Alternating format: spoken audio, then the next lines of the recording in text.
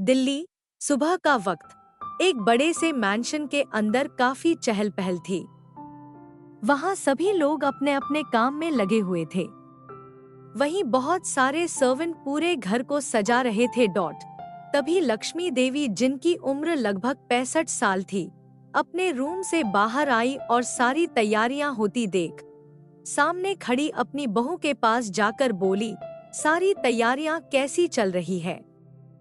कोमल, 45 साल की खूबसूरत दिखने वाली कोमल, लक्ष्मी देवी की ओर देखते हुए बोली, तैयारी तो ठीक चल रही है माँ, लेकिन समझ नहीं आ रहा कि राजवीर ने अचानक से शादी करने का फैसला क्यों किया। इस पर लक्ष्मी देवी ने कहा, पता नहीं कोमल, कब क्या चलता है उसके मन में। अब हम उसके फैसले के खिलाफ भी तो नहीं जा सकते। ये सुनकर कोमल ने एक लंबी सांस लेते हुए जवाब दिया, ठीक कहा आपने माँ। खैर छोड़िए, मैं बाकी की तैयारी देखती हूँ। कोमल की बात सुनते ही लक्ष्मी देवी बोली, ठीक है लक्ष्मी देवी, राजवीर की दादी और कोमल राजवीर की सौतेली माँ है। जिस घर में इस वक्त ये दोनों खड़ी है, वो घर सिंघानिया मैंशन है, जहाँ इस घर के बड़े बेटे राजवीर सिंघानिया की शादी होने वाली है, जिसने कल रात अचानक अपने एक बिजनेस पार्टनर की बेटी संजना के साथ अपनी शादी अनाउंस कर दी। राजवीर सिंघानिया देश का एक जाना माना बिजनेसमैन है, जिसका परिवार वैसे तो बहुत बड़ा है, लेकिन किसी में इतनी हिम्मत नहीं कि वो राजवीर के खिलाफ कुछ बोल सके, क्योंकि उसके सामने किसी की भी नहीं चलती। सिंघानिया मैंशन में जहां एक तरफ इतनी अफरातफरी का माहौल था, वहीं दूसरी तरफ उसी घर के एक रूम में दो लड़कियां आराम से सो रही थी। तभी कोमल जी उस रूम में आई और उन्होंने उस रूम की खिड़की खोल दी। फिर वो दोनों लड़कियों को उठाने की कोशिश करते हुए बोली, मिशा, इश्की, दोनों के दोनों उठो, देखो सूरज कब का आ गया है। तभी उन दोनों में से एक लड़की ने अपने चेहरे को तकिए से ढकते हुए कहा, क्या है मदर इंडिया, सूरज सोता भी तो हमसे पहले है। कोमल जी ने उसका तकिया छीनते हुए जवाब दिया, अच्छा जी, अभी बताती हूँ। आज घर में शादी है और घर में बहुत काम है, चलो उठो तुम दोनों जल्दी से। तभी कोमल जी की नजर उस दूसरी लड़की पर गई और वो उसे गौर से देखते हुए बोली, और इसे देखो कैसे आराम से सो रही है, इश्की उठो बेटा। तभी वो लड़की, जिसका नाम इश्की था, अपने सूर में बोली, आंटी बस थोड़ी सी देर और, कल ही तो हमारी एग्जाम खत्म हुए हैं, थोड़ा तो सो लेने दीजिए।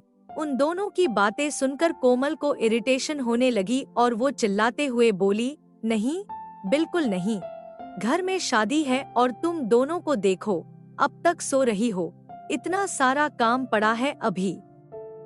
तभी मिशा अपनी आंखें मलते हुए उठकर बोली, शादी? ये भला कैसी शादी हुई?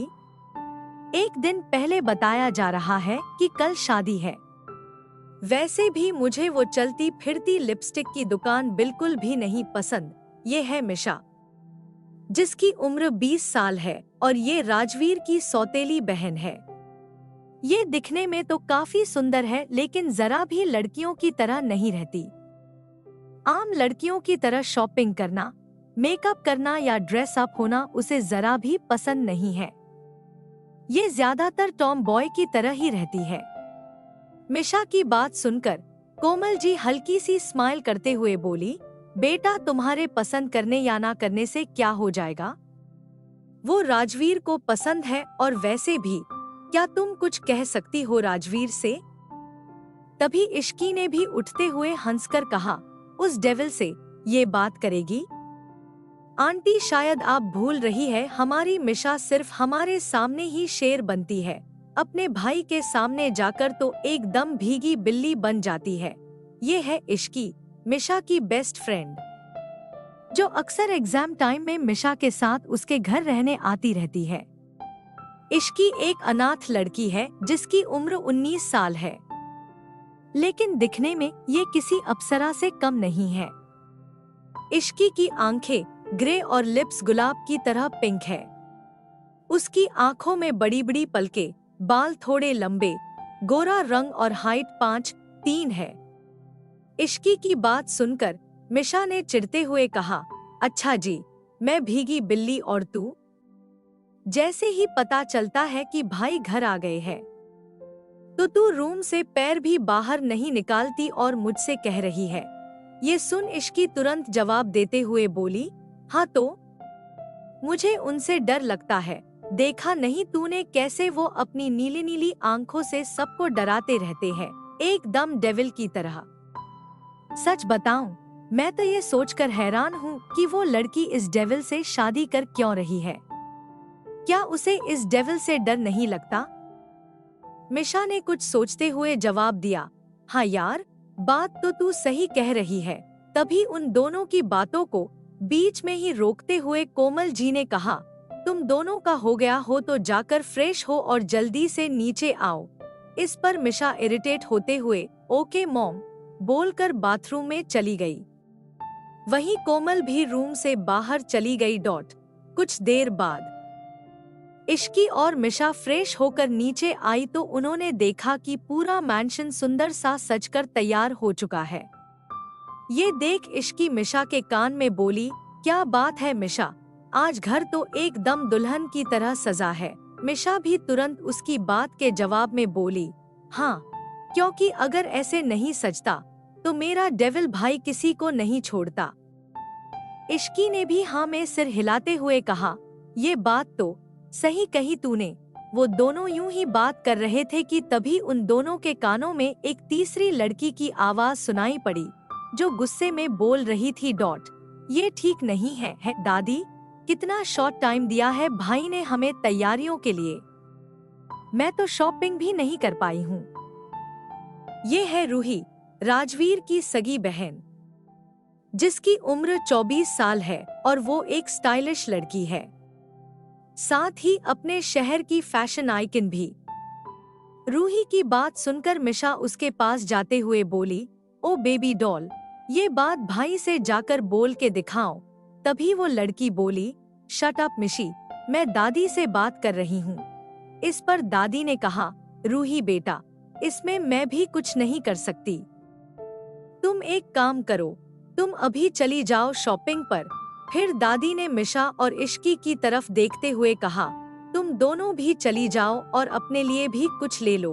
और तभी दादी ने मिशा को धमकाते हुए कहा, और तुम लड़कियों वाले कपड़े लेना, नहीं तो घर मत आना।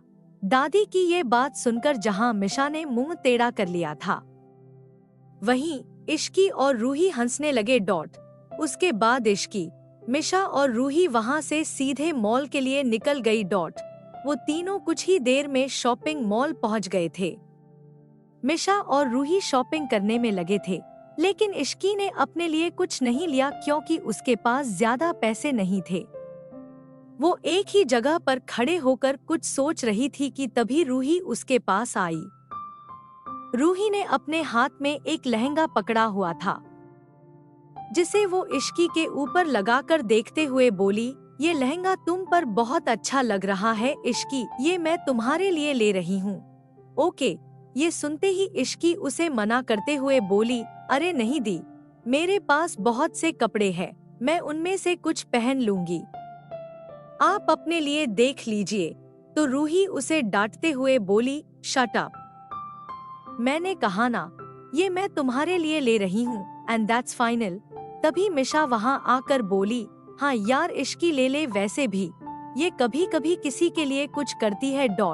रूही ने मिशा पर गुस्सा करते हुए कहा, shut up Mishi, otherwise I will break your teeth. Ruhi की बात सुनकर मिशा चुप हो गई और तीनों अपनी शॉपिंग पूरी करने में लग गए। सिंघानिया मैंशन में शॉपिंग से वापस आकर इश्की सीधे मीशा के रूम की तरफ जाने लगी, लेकिन उसका ध्यान पूरी तरह से उसके फोन में था। अचानक ही वो किसी से जा टकराई और गिरने के डर से इश्की ने अपनी आंखें कसकर बंद कर ली, लेकिन तभी उसे फील हुआ कि वो जमीन पर गिरी ही नहीं, बल्कि किसी ने उसे गिरने से बचा लिया है। ये एहसास होते ही इश्की ने अपनी आंखें खोली और सामने खड़े इंसान को देखकर वो डर से कांप उठी। कौन था वो इंसान जिसने इश्टी को गिरने से बचाया था, और आखिर उसे देखकर इश्री डर क्यों गई थी? स्टोरी अभी जारी रहेगी, तो चैनल पर बने रहना, और अगर चैनल पर पहली बार आए हैं तो चैनल को सब्सक्राइब करें और बेल आइकन को दबाएं। आपकी अपनी निशा।